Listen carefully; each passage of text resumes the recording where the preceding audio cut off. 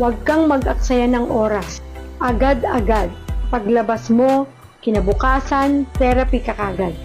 Kasi yun po ang kailangan ng ating katawan, bilang lalo na kung hindi ito talaga totally nakakagalaw, para mabilis po tayong mag-recover. At tiyagain po talaga natin, kahit sa tingin natin parang walang nangyayari, tuloy lang. Kasi importante po na masimulan kaagad ang therapy. Huwag niyong iisipin na mahal, wala ka nang pera, gumastos na sa ospital, ngayon magte-therapy pa. Maniwala ka.